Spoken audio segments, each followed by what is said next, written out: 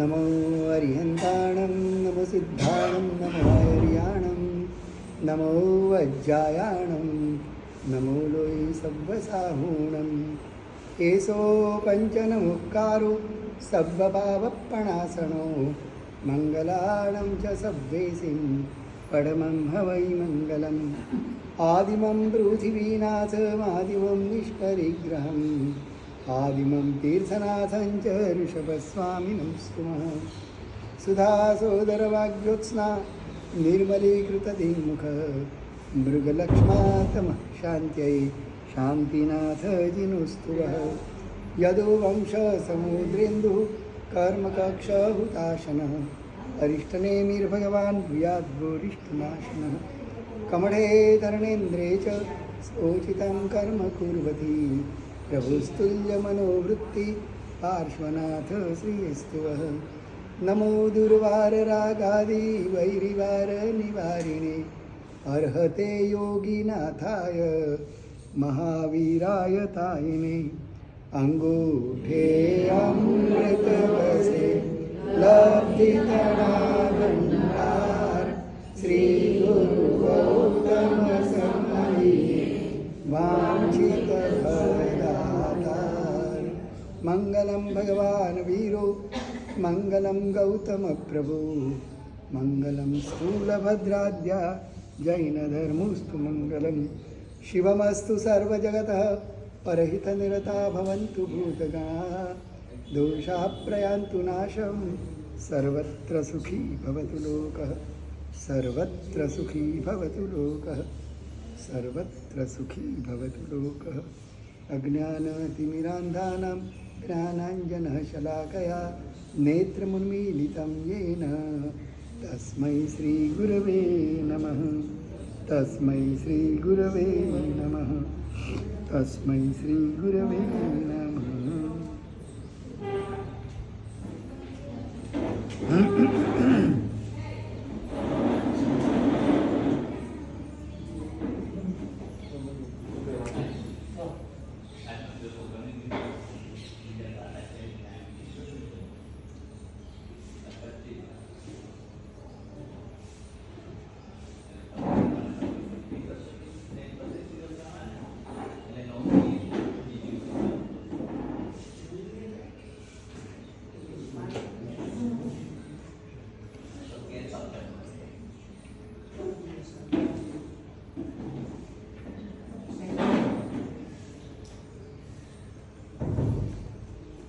લોકો વ્યાખ્યાન થોડું વહેલું પતે પછી અભ્યાસનું કરી અને પછી અહીંયા કેમ કે આવી જાય ત્યાં સુધી સાધ્વી મહારાજને જોઈ લે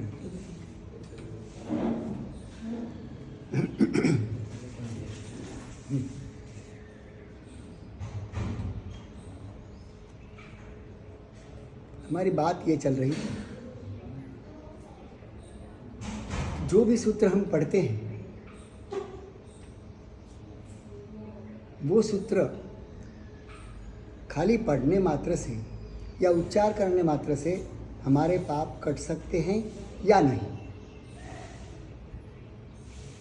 क्योंकि आज बहुत लोगों के मन में ये गलतफहमी है कि जिसका हमें अर्थ पता नहीं है, हम क्या बोल रहे हैं उसका भी पता नहीं है, और वो बोलने मात्र से हमारे दिन भर के 15 दिन के, महीने के या 12 महीने के पाप कैसे धुल सकते हैं। हम मांगलिक सुन करके जाते हैं किसी काम के लिए, तो क्या वो हमारे जीवन में मंगल प्रदान करता है?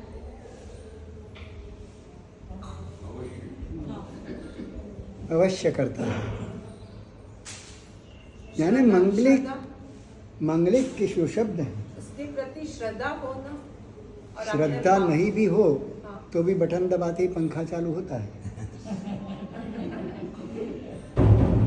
श्रद्धा नहीं है फिर भी कोई बटन दबा दे भूल से, उसको पता भी नहीं कि बटन दबाने से घूमेगा, और भूल से दबा भी दिया तो क्या होगा? पंखा घूमेगा ही। वैसे तुम्हारे में श्रद्धा है या नहीं, श्रद्धा के बल पर ही फलेगा। हाँ, एक फल पाने के लिए एक पौधे को पानी मिलता है, हवा मिलती है, सूर्य प्रकाश मिलता है, खाद मिलती है और ज़मीन भी सुचारू रूप की मिलती है। अगर पांचों चीज़ें बराबर मिल जाती हैं तो वो पौधा कैसा फूलेगा फलेगा, कैसा फलेगा। और अगर दो चीज़ कम मिली तो कैसा फलेगा। समझ में आया कि उसमें अपनी ताकत तो है ही, मगर आप उसमें और भी खाद डालते हो, पानी बराबर समय पे देते हो, उसको जितनी खुलापन मुखलापन मिलना चाहिए वो मिल जाता हो, तो उसके फल में कितना गुना बढ़ोतरी होगी। तो ऐसा ही है, उसका अपना बल तो है ही, उसके बाद तुम अपने भाव का बल उसमें जोड़ दो, अपने शब्दों की शुद्धि का बल भी जोड़ दो। क्योंकि कभी कभी शुद्धि नहीं होती है मगर भाव बड़े शुद्ध होते हैं। जैसे एक बच्चा, एक वहाँ पुराने ज़माने की बात है,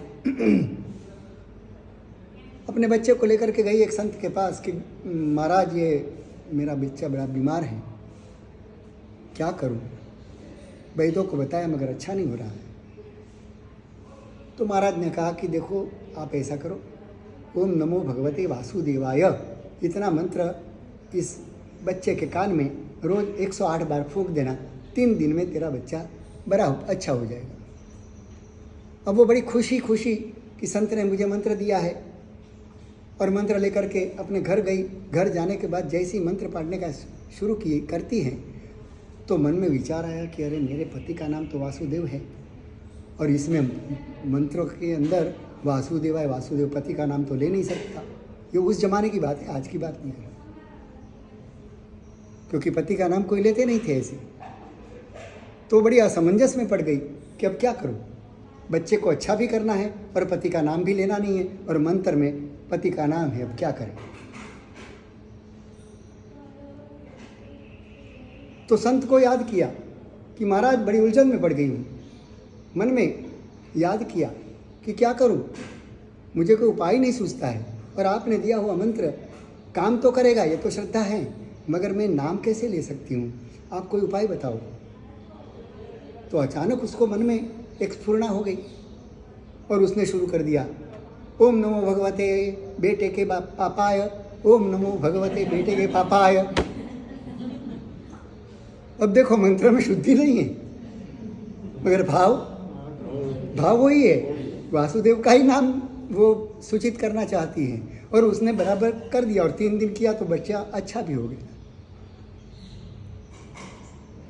तो मंत्र कई तरीके से काम करता है। आणम ताणम कई न जानम, आगे काम हो गया। तो कभी हमारा जो समर्पण होता है उन शब्दों के प्रति, जिन्होंने ये शब्द बनाए हैं वो मेरे लिए सर्वस्व है, अब जो भी मेरे मुंह से निकले वो उनके ही शब्द हैं। ऐसा समर्पण करके तुम जो बोलोगे मंत्र बन जाएगा। तो ये भाव भी काम करता है, शब्द भी काम करते हैं, उसके साथ उसकी क्रिया काम करती है, मुद्राएं काम करती हैं, बहुत सारों का प्रभाव मिल करके एक कार्य घटता है। सिर्फ एक ही चीज़ से हो जाता है ऐसा भी नहीं है, होता है मगर आंशिक हो जाएगा। पूरा अगर तुम्हें लाभ उठाना हो तो सब मिला दो, पूरा काम हो जाएगा। और जितना उसमें अधूरापन रखोगे उतना काम अधूरा होगा, या ज़्यादा समय से होगा, तुरंत नहीं भी होगा। मगर उसका मतलब यह नहीं कि तुमने जो मंत्र किया है उसका कोई फल नहीं, हमें साक्षात दिखता नहीं है। और कई चीज़ें दुनिया में ऐसी ही है जो हमें दिखती नहीं है और मगर होती है। एक आदमी फ़ोन लेकर के चल रहा था, ऐसे कोई छोटे गांव में चला गया जहां अभी नया नया मोबाइल आया था और पूरे देश में अभी उसका प्रचार प्रसार हुआ नहीं था। ऐसे कोई गांव में चला गया वो आदमी शहर का, और रास्ते में किसी से बात करते हुए चल रहा था।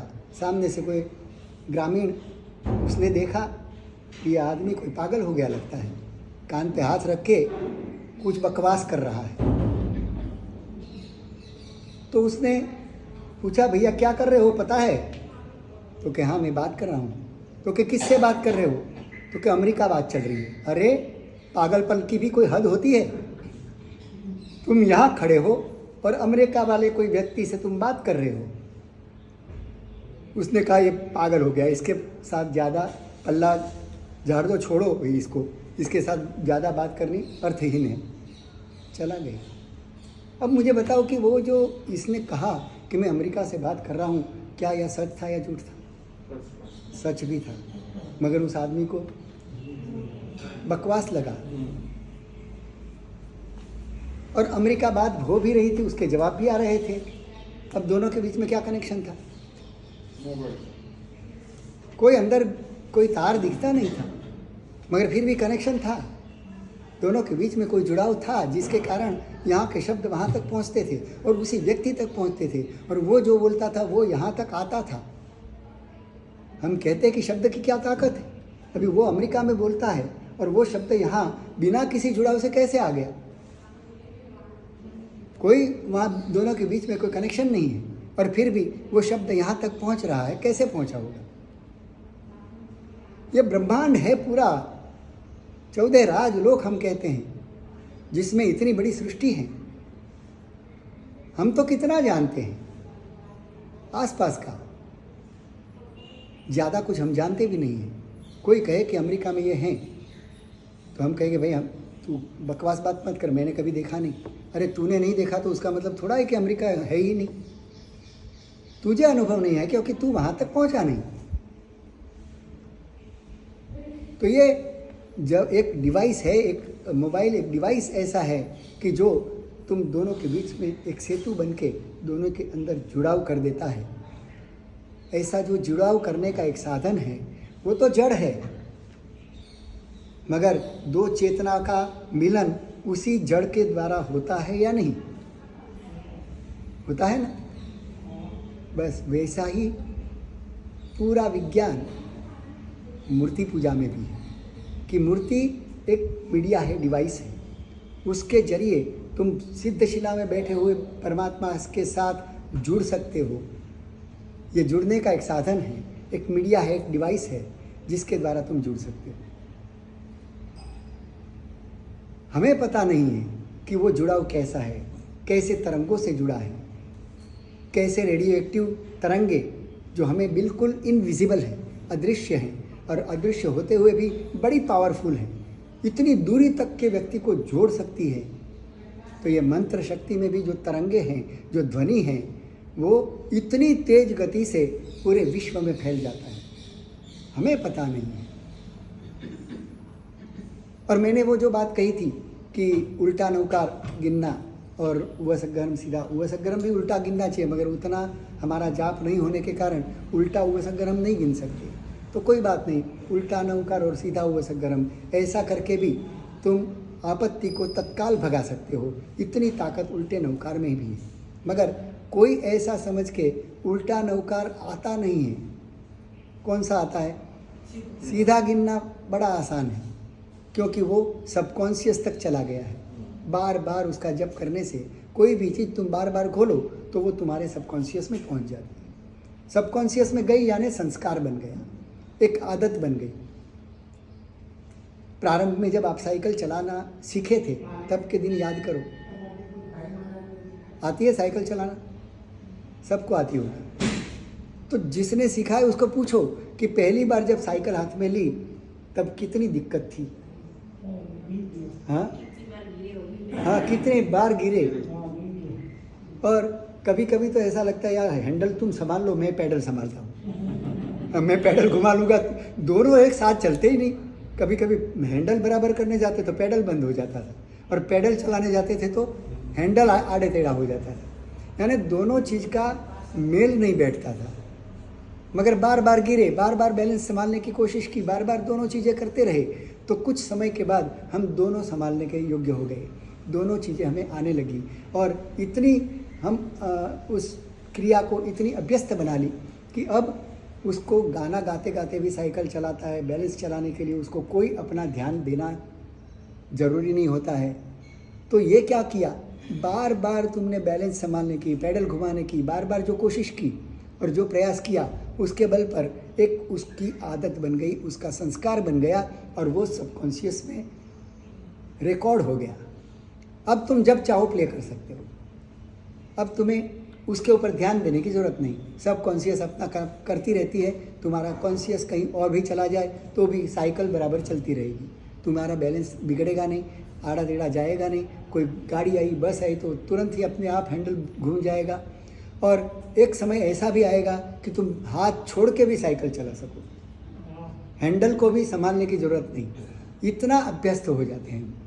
तो एक अभ्यास करने की ये पद्धति है, एक तरीका है कि तुम्हें जो चीज़ सबकॉन्शियस में गई वो समझो चिरस्थायी हो गई, आत्मा में संस्कार बन गया। अब तुम दूसरे जन्म में जाओगे तो भी वो साथ में आएगा।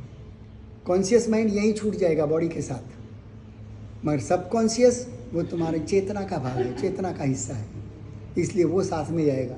जिस वनस्पति वगैरह को हम कहते हैं कि मन नहीं है, अभिव्यक्ति की शक्ति नहीं है, उनके पास भी ये सबकॉन्शियस माइंड है, क्योंकि वो चेतना का हिस्सा है।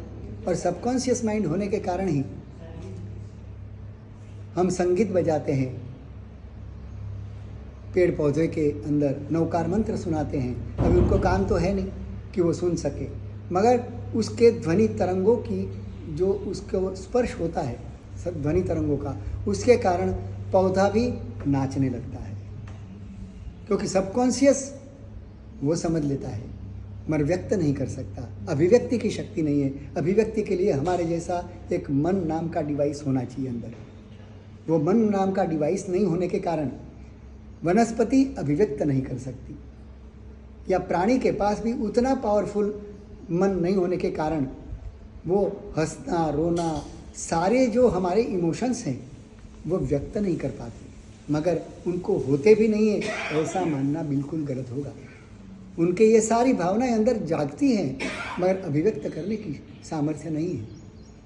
इसलिए शास्त्रों में हमें आचारांग में बताया गया कि एकेंद्रिय जीव यानी घास के ऊपर हम डॉक्टर हमें क्या कहते हैं? चलने को कहते हैं। उस घास पर आप चलते हो तो उस घास के जीवों को कितनी पीड़ा होती है, उसका वर्णन आचारांग सूत्र में दिया गया है कि कोई गर्भवती स्त्री के पेट पर कोई व्यक्ति पांव दबाता हुआ, कूदता हुआ चले तो उस गर्भवती स्त्री को क्या पीड़ा होती होगी, उसकी कल्पना करो। उससे भी अधिक पीड़ा उस घास के जीवों को होती है, मगर वो अभिव्यक्ति नहीं है। वो चीख नहीं सकते, चिल्ला नहीं सकते, तुम्हारे सामने वो तरफड़ाहट बता नहीं सकते, क्योंकि पूरे बंधे हुए हैं, कर्मों से इतने जकड़ चुके हैं कि वो अपनी बात बता भी नहीं सकते, व्यक्त भी नहीं कर सकते। और हम मानते हैं कि इसको तो कुछ होता ही नहीं। ऐसा कोई बेहोश व्यक्ति है, कोमा में है, हम क्या बोलते हैं सुनता नहीं है, मगर उसका सबकॉन्शियस चलता है। इसीलिए उनकी सांसें चलती हैं, नहीं तो सांस कौन चलाता? ध्यान तो है नहीं उसका, दिमाग तो सारा डल हो गया है, डेढ़ हो चुका है, और फिर भी आदमी जिंदा है। तो कौन सा तंत्र अंदर है कि जो इस शरीर की सारी प्रक्रियाओं को चलाता है? वो है सबकॉन्शियस माइंड, वो है चेतना। क्योंकि चेतना अभी शरीर छोड़ के नहीं गई, चेतना अभी अंदर ही है, और चेतना सारा काम संभाल लेती है। शरीर के स्तर पर का भी काम वो चेतना संभालती है। तो ये सबकॉन्शियस माइंड का काम है। हमारा जीवन भी पूरा लगभग सबकॉन्शियस माइंड की से ही समझो कि कंट्रोल होता है, वही हमारा रिमोट है। गुस्सा हम करना नहीं चाहते, हम कभी अहंकार नहीं करना चाहते, क्रूरता नहीं करना चाहते, मगर वो सारे संस्कार अंदर में पड़े हैं। जैसा ही कोई निमित्त आता है वो अंदर से सीधा गुस्सा सबकॉन्शियस माइंड कर देता है, तुरंत ही प्रतिक्रिया कर देता है। और वो प्रतिक्रिया तुम समझो सबकॉन्शियस माइंड से, उसके पहले तो अंदर से इतना वेगवान धक्का आता है कि तुम्हारा कॉन्शियस माइंड धरा रह जाता है, और तुम गुस्सा कर बैठते हो, तोड़ फोड़ कर बैठते हो, गाली बकवास कर देते हो, और जब तक इतनी खाना खराबी बाहर हो जाती है तब जाकर के कॉन्शियस माइंड को पता लगता है कि ये क्या कर दिया मैंने। फिर पछतावे के अलावा उसके पास कुछ नहीं बचता। तुम्हें लगता है कि मैंने कितनी बार नियम लिया, कितनी बार नक्की किया कि मैं अब से गुस्सा नहीं करूंगा, और फिर भी देखो आज हो गया। क्या हुआ? क्योंकि सबकॉन्शियस माइंड में तुमने गुस्से की प्रतिक्रिया करने का जो संस्कार डाला है, जो आदत डाली है, अभ्यास कर दिया है, वो अपने आप ऑटो मोड कर देता है, वो ऑटो मोड पे चलता है। इसलिए तुम्हें कुछ करने की ज़रूरत नहीं, बस उसको वो स्विच ऑन कर दो, फिर ऑटोमेटिक सब होता रहेगा, तुम्हें कुछ करने की ज़रूरत नहीं होगी। मैं अभी तुम्हारे साथ बोलते वक्त मेरे शरीर के, हाथ के, मुंह की अलग अलग रेखाएं बनती हैं, अलग अलग एक्सप्रेशंस निकलते हैं, मेरे हाथ के अलग अलग एक्शंस अभी बोलते समय जो मैं कर रहा हूँ वो क्या मैं प्लानिंग करके करता हूँ कि अपने आप जैसे जैसे शब्द निकलते हैं उस शब्द के अनुसार मेरे शरीर की, मेरे हाथ की एक एक मुद्रा बनती है। पूरे शरीर की कितनी मांसपेशियाँ सक्रिय हो जाती है और कितना व्यक्त हो जाता है, कितने तरीके से मैं व्यक्त कर रहा हूँ कोई भी बात को। सिर्फ ऐसा बैठ करके बोलता रहूँ तो मुद्राएं न हो और फिर बोलता हूँ कि तुम सुनते रहो, वाह रे वाह, क्या मज़ा आया, ऐसा कुछ शब्द बोलूँ तो तुम्हें कैसा लगेगा। और एक एक्शन के साथ मेरे मुंह पे भी वो आनंद दिखे, वो रोंगटे खड़े हुए देखे, वो हाथ ऐसे फैलते हुए दिखे, उंगलियां ऐसे चलते हुए देखे, तो मुद्राएं अपना एक प्रभाव डालती हैं। और मुद्राएं अपने आप कैसे होती है, मैंने कोई प्लानिंग नहीं किया, ऐसा करते समय मैंने कोई सोचा भी नहीं और अपने आप हाथ इधर से उधर चला गया। ये सारी जो शारीरिक प्रक्रियाएं चल रही है वो किससे कंट्रोल होती है, कौन करने वाला है? वो सबकॉन्शियस माइंड कर रहा है। सारे इमोशंस सबकॉन्शियस में दबे पड़े हैं। जैसे ही निमित्त मिलता है वो इमोशन अपने आप जाग जाता है, तुम्हारे हाथ की बस की बात ही नहीं। इसलिए ध्यान की वो प्रक्रिया हमें चाहिए जो हमारे सबकॉन्शियस तक ले जाए और सबकॉन्शियस में जाकर के हम ऑपरेशन कर सके उसका। हम सुपरफिशियल तो बहुत कुछ सुनते हैं, बहुत कुछ कायिक लेवल पर कर भी लेते हैं और बौद्धिक लेवल पर भी कर लेते हैं, मगर सबकॉन्शियस लेवल पे हमने कुछ भी नहीं किया। और उसी के कारण हमारी कोई भी धर्म क्रिया, वो प्रतिक्रिया अंदर से नहीं आती है, क्योंकि वो सबकॉन्शियस तक बात पहुंची ही नहीं है।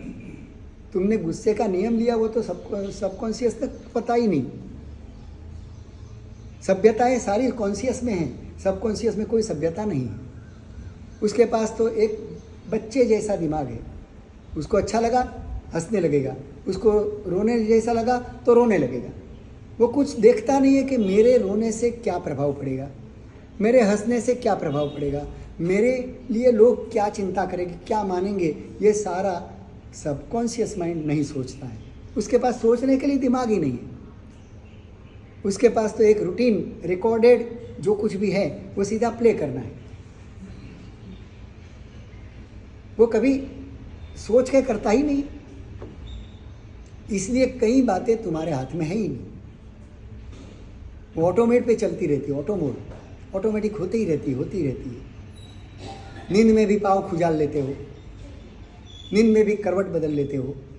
किसने तुम्हें समाचार दिया कि यहाँ पीड़ा हो रही है, भाई करवट बदल दो नींद में? सबकॉन्शियस में सब पता है। वो पूरे शरीर की देखभाल 24 घंटे करता है, उसको कभी नींद नहीं आती। नींद तो सब कॉन्शियस को आती है, सबकॉन्शियस को कोई नींद नहीं होती। वो तो नींद में भी जागता ही है, तभी तो तुम्हारा शरीर सुबह जीवंत उठता है, नहीं तो मर जाता। ये हार्ट कौन चलाता रात को?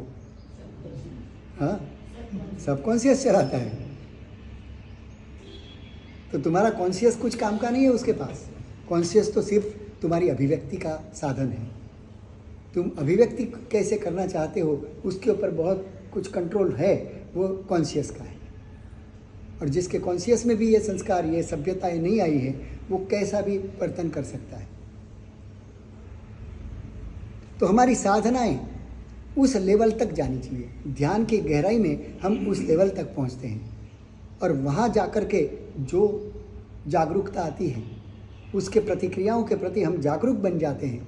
इसीलिए साक्षी भाव की साधना बहुत बड़ी साधना है। सबकॉन्शियस माइंड को है ना, मतलब उसको कंट्रोल करने के लिए क्या करना चाहिए? बार बार, यही तो कहा कि तुम जो चीज़ बार बार करोगे वो सबकॉन्शियस में चली जाएगी। कभी कभी करोगे वो नहीं जाएगी। बार बार गुस्सा आता है, चलो गुस्सा आता है, समझ लिया कि कॉन्शियस में गुस्से का प्रतिक्रिया देने का एक संस्कार बना हुआ है, अब उस संस्कार को तोड़ना है। तो बार बार तुम जब अच्छे हो, जब तुम्हें गुस्सा नहीं आ रहा है, उस समय तुम ध्यान में बैठो और कोई व्यक्ति तुम्हारे पे बड़ा हमला कर रहा है, बड़ा अपमान कर रहा है और तुम सुन रहे हो, साथ खाली ऐसी कल्पना करते रहो और करते रहो कि तुम्हें कोई मार रहा है, पीट रहा है, और उस समय भी तुम्हारे चेहरे पर बिल्कुल प्रसन्नता, कोई प्रतिक्रिया नहीं। बिल्कुल ऐसे दृश्यों को तुम बार बार देखो कि ऐसा होने पर भी मैं तो बिल्कुल मस्त, मेरी अपनी मस्ती में मैं, मेरे अंदर बाहर कुछ भी होता है उससे मेरा कोई लेना देना नहीं है। मैं बिल्कुल इससे भिन्न हूँ, शरीर से भिन्न हूँ, मन से भिन्न हूँ, वचन से भिन्न हूँ। मन, वचन, काया तीनों तो कर्म की देन है, तुम्हारा अपना स्वभाव है ही नहीं। तो वो तीनों में जो भी हो रहा है उसके तुम साक्षी हो सकते हो, उसके कर्ता नहीं हो सकते। ये बार बार तुम सोचते रहोगे, ये दृश्य खड़े करते रहोगे, उसको टीवी पे देखना है, मन के टीवी पर ऐसे अनुभव में तुम्हें गुजरना है। अपने आप को उसका एक उस दृश्य का एक भाग बना देना है। तो देखो कुछ समय तक यही बार बार दोहराते रहो, यही दृश्य एकदम सूक्ष्मता से देखो कि बिल्कुल वो कैसी शब्द बोल रहे हैं। जो शब्द मुझे बड़े चुभते हो, ऐसी तीव्रता से चुभन वाले शब्द वो बोलता है, और सुनते जाओ कि ऐसा शब्द आ रहा है और मेरे कान में पड़ रहा है। मैं उसे सुनता हूँ और हंस के निकाल देता हूँ। बिल्कुल मेरे मुंह के ऊपर शांति की रेखाएं हैं। बस इस चीज़ को तुम अनुभव करो, एहसास करो, फील करो। और वो फीलिंग जब भी गुस्सा करने वाला कोई आएगा, जब भी कोई अपमान करने वाला आएगा, तुमने अंदर रिकॉर्ड कर दिया है, बार बार करके तुमने वो रिकॉर्ड कर लिया कि अब जब भी ये ऐसा प्रसंग आएगा तो ये स्विच ऑन हो जाएगी। सबकॉन्शियस माइंड की वो स्विच ऑन हो जाएगी, और जो तुमने अंदर रिकॉर्ड किया है, संस्कार बना दिया है, अब वही खुलेगा, अब वो प्ले होगा। अब करने दो उसको, गाली गलौज जितना करना है, चिल्लाना, चीखना है, हाँ, फिर तुम्हें कोई प्रभावित नहीं कर सकता। मगर हम कभी एकांत में कल्पना भी करते हैं तो क्या करते हैं, अगर ये ऐसा बोलेगा तो मैं बराबर पाठ पढ़ा दूँगा, हाँ, अगर ये ऐसा करेगा तो मैं क्या करूँगा, बदला कैसे लूँगा। तो तुम रिकॉर्ड ही ऐसा करते हो तो क्या प्ले होगा। हाँ, डबल इफेक्ट। एक तो अंदर संस्कार पड़ा है, ऊपर से नया बारूद भर दिया है, वो भी बिल्कुल संशोधित, आधुनिक, हाँ, लेटेस्ट वर्जन तुमने अंदर डाल दिया है। तो अब होगा क्या, वही फील होगा, वही रिप्ले होगा। तो हमें रिकॉर्डिंग ही ऐसा करना है।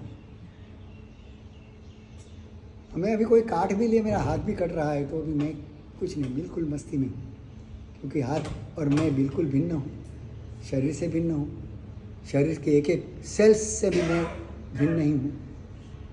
ये भावना, ये भिन्नता का संस्कार तुम अगर अंदर डाल दिया तो मान लो कि तुम जीत गए, मनुष्य जीवन सफल कर दिया। अनंत जन्मों में ये होने वाली घटना नहीं है, सिर्फ मनुष्य जीवन में ही ये घटना घट सकती है और किसी जन्म में संभव नहीं है। तो जो करना है आज करो, अब करो, नहीं तो हाथ से समय गुजर जाए। सबकॉन्शियस माइंड एंड आत्मा से रिलेटेड है। आत्मा ही सबकॉन्शियस माइंड है, यानी आत्मा का जो उपयोग है, हम कहते हैं ना, आत्मा अनंत ज्ञान, दर्शन, चारित्र, तप, वीर्य, उपयोग, ये जो हम बोलते हैं आत्मा के स्वभाव, ज्ञान, दर्शन, चारित्र, तप, वीर्य, उपयोग। उपयोग क्या है?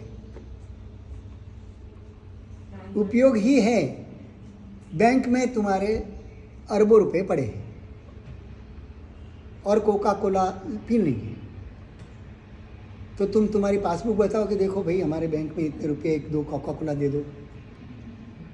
तुम्हारे अरबों हो तो हो, पासबुक बताती भी हो तो भी वो एक बोतल नहीं देगा। वो बोला भाई पैसे रोक कैश में लाए हो कुछ, या स्क्रैच कार्ड है तो यहाँ स्क्रैच करवा दो, तुम्हारे बैंक से पैसा मेरे में जमा होगा, बैंक वो तुम्हें कोका कोला देगा। तो तुम्हारे बैंक बैलेंस तो बहुत है मगर कैश में कुछ नहीं है, या तुम्हारे पास कैश क्रेडिट कार्ड या कैश कार्ड नहीं है, तो तुम्हें वो कोका कोला देगा क्या?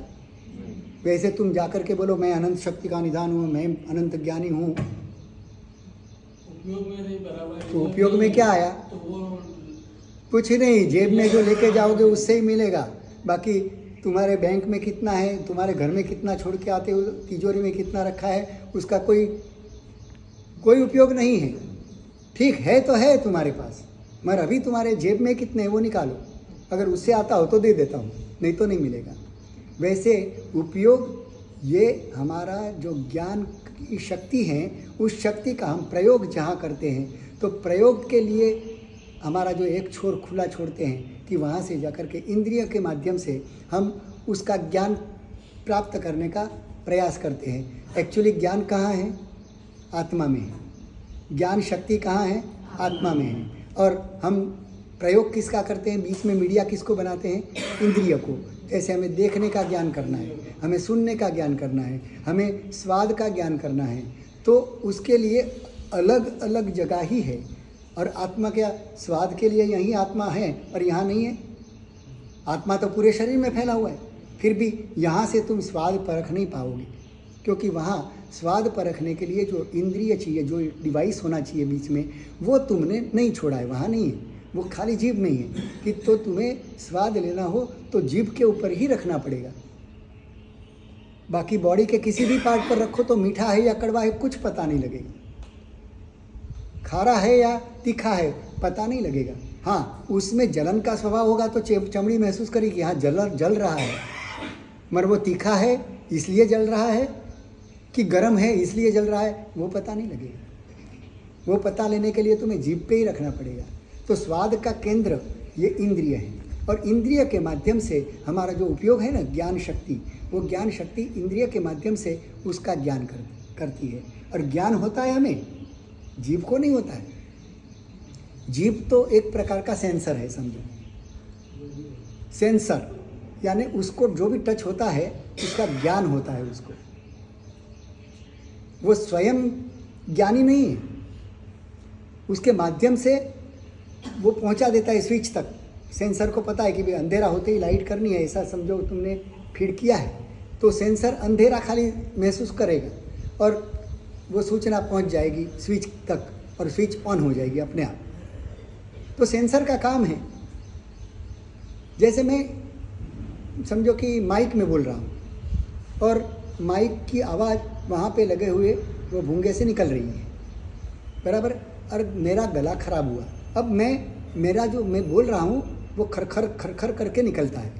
आवाज़ जो साफ निकलनी चाहिए वो नहीं निकलती है। आवाज़ आती कहाँ से है? वहाँ जो भूंगा लगा है वहाँ से आ रही है। तो लोग वहाँ मेहनत करेंगे कि अरे यार ये आवाज़ बिगड़ गई, यहाँ कुछ डिवाइस बिगड़ गया, तो वहाँ कितना भी मेहनत करेंगे तो वो आवाज़ सुधरेगी नहीं। उसको सुधारना होगा तो कहाँ प्रक्रिया करनी पड़ेगी? मेरे गले की प्रक्रिया करनी पड़ेगी। वहाँ माइक पे कुछ भी करो कोई फर्क पड़ने वाला नहीं है, क्योंकि मूल निकलता कहाँ से? यहाँ से है। तो जो उपयोग है हमारा ज्ञान दर्शन चारित्र वीर्य उपयोग, तो वो उपयोग है वो आत्मा का, चेतना का भाग है। ज्ञान प्राप्त करने के लिए जो ज्ञान शक्ति प्रवाहित होती है उसको हम उपयोग कहते हैं। जो प्रवाह में आया उतना ही उपयोग में आया, बाकी तो तुम अनंत ज्ञान की शक्ति के निधान हो, बड़ा निधान पड़ा है अंदर, मगर प्रयोग में कितना आ रहा है? जो धारा तुम बाहर निकालते हो उतना ही तुम प्रयोग करके उसका प्रयोग कर सकते हो। इसको कहते हैं हम पर्याय। आत्मा का पर्याय जो होता है अन्य अवस्था में रूपांतरण होना, द्रव्य गुण और पर्याय, हम कहते हैं ना 3 स्टेज है। आत्मा से ही पर्याय बनता है। पर्याय यानी क्या? आत्मा की बदली हुई अवस्था। अभी मैं शांत हूँ, वो मेरी शांत अवस्था है, वो मेरा शांत पर्याय है। और अब मैं गुस्से में आ गया तो मेरा गुस्से का पर्याय है। गुस्से में मेरी आत्मा परिवर्तित हो चुकी। अब आत्मा के सारे प्रदेश गुस्से में हैं, गुस्से में पलट गए सब। तो ये जो पर्याय अवस्था है वो टेम्पररी है या शाश्वत है? टेम्पररी है, क्योंकि आत्मा का स्वभाव नहीं है गुस्सा करना। मगर किसके कारण गुस्सा आया? तो कि उसके ऊपर कर्म का आवरण होने के कारण उसके अंदर ये भाव प्रकट करने की ताकत आत्मा ने किया है, कर्मों ने कुछ नहीं किया। क्योंकि कर्म होते हुए भी आत्मा मुक्ति पा लेता है। आत्मा कर्मों की उपस्थिति में ही मुक्ति पा लेता है। कैसे? तो कि कर्मों से बिल्कुल अपने आप को अलग महसूस करके। अब हमारी स्थिति क्या है? हम आत्मा और कर्म, आत्मा और शरीर, आत्मा और वचन, आत्मा और काया हम अलग महसूस करते हैं या एक करते थे? एकाकार लगता है, एकाकार लगता है। बस यही हमारी मिथ्या भ्रमणा है। मिथ्यात्व यही है कि हम शरीर हैं, मैं शरीर हूँ। ये जो मिथ्या भ्रमणा है, उसी के कारण शरीर के अंदर होती हुई पीड़ाएं हमें लगता है कि मुझे हो रहा है। और ज्ञानी का ज्ञान खुल गया है, वो समझता है ये शरीर में हो रहा है और मैं उसको जानने की शक्ति रखता हूँ। जैसे एक दर्पण है, दर्पण में प्रतिबिंब पड़ता है आग का। आग यहाँ है, दर्पण यहाँ है, और दर्पण में तुम्हें दिखता है कि अग्नि है। दर्पण को क्या होता है अग्नि से? यहाँ बर्फ़ का टुकड़ा पड़ा है और बिल्कुल दर्पण के अंदर भी वही दिखता है। तो दर्पण को क्या प्रभाव पड़ेगा? दर्पण ठंडा हो जाएगा, गर्म होगा? नहीं, फिर भी दर्पण बताएगा कि ये अग्नि है, ये बर्फ़ है। तो ये जानने की शक्ति दर्पण में है, इसलिए दर्पण जानता है। आत्मा में ज्ञान की शक्ति है, इसलिए शरीर के लेवल पर जो भी होता है उसको ज्ञान करने की शक्ति है। वो ज्ञान कर लेता है कि हाँ, यहाँ पर इतनी पीड़ा हो सकती है। कितनी हो सकती है? वो आत्मा में वेदन स्वभाव है, इसलिए वो उसका वेदन भी कर सकता है, महसूस भी कर सकता है। मगर वो महसूस जो कर रहा है वो मेरा नहीं है, इतनी उसकी जागरूकता होनी चाहिए कि ये जो वेदना होती है वो कहाँ हो रही है? शरीर के लेवल पर हो रही है। मेरे को तो कुछ नहीं, मैं तो खाली जान रहा हूँ, मेरे में तो ज्ञान शक्ति है, मैं एक दर्पण हूँ। तो मेरे में वो प्रतिबिंबित होते ही मैं जान लेता हूँ कि हाँ, वो अग्नि है, ये बर्फ़ है, और बर्फ़ ठंडा होता है, अग्नि गर्म होता है। ये ज्ञान है, महसूस नहीं करता है, मगर मेरापन वहाँ एकाकार कर दिया है उसके साथ, अग्नि के साथ। अग्नि में ही तुमने दर्पण डाल दिया तो क्या होगा? तो दर्पण गर्म होगा, नहीं तो नहीं होगा। उसको खाली ज्ञान करता रहेगा तो दर्पण को कुछ फर्क नहीं पड़ता। मगर हमने क्या किया? आत्मा को ही उस वेदना में झोंक दिया है। तो आत्मा को लगता है मैं मर गया, अरे मर गया रे, चिल्लाने लगता है कुछ नहीं। बस ये अगर अलगाव का भेद विज्ञान हमारे जीवन में आ जाए तो हमारा कल्याण होना निश्चित है। अनंत काल से यही तो मिथ्या भ्रमणा हमारे जीवन में घुसी हुई है। अगर वो हम बिल्कुल भेद विज्ञान कर लें और निरंतर जो भी क्रिया चलती है, मैं तो कहता हूँ खाना है, पीना है, घूमना है, कहीं भी जो भी क्रिया करते हो उसमें तुम साक्षी बने रहो। तुम चलते हो तो भी देखते रहो कि मेरा पाँव उठ रहा है, नीचे गिर रहा है, पाँव उठ रहा है, गिर रहा है, ये पाँव उठा, ये गया, ये आगे आया, ये आगे आया। हर क्रिया के तुम साक्षी बन जाओ। तुम वर्तमान में ही रहोगे तो ही हो सकेगा। तुम भूत और भविष्य में जाओगे तो भूत आएगा पीछे, हाँ, भूत आ जाएगा। इसलिए हमें वर्तमान में ही रहना है, न भूत में जाना है, न भविष्य में जाना है। तुम वर्तमान में रहो और देखो क्या होता है, चमत्कार होगा। तुम बिल्कुल निराकुल हो जाओगे, कोई व्याकुलता तुम्हारे जीवन में नहीं रहेगी। मेरी व्याकुलताओं का कारण मिथ्या भ्रमण है। चलो, आज बेचना भी है, और बेचना करने के बाद जिसको भी आँख की चेकिंग करवानी हो वो यहाँ पे कैंप लगा है। बेचना करने के बाद तुरंत ही आ जाना। नहीं, बाकी भी सभी जने करवा सकते हाँ, हैं। जिसको सबके करवानी ब्याज है में वो ही तो, जिसको अभी करवानी वो तो चालू हो गया है। हाँ। वहाँ जाकर के गाड़ी में ही सारे इक्विपमेंट्स, साधन सब लेकर के आए हैं। इच्छामि खमासम मंदिर जामणी जाएंगे सिया है जय वृंदावन। इच्छामि खमासम मंदिर जामणी जाएंगे सिया है वृंदावन। इचकार सुराई सतपा शरीर निराबाधा सुखसरियम यात्रा निर्वो छोड़जी स्वामी साकाची जी देवगुरु। इच्छामि खमासम मंदिर जामणी जाएंगे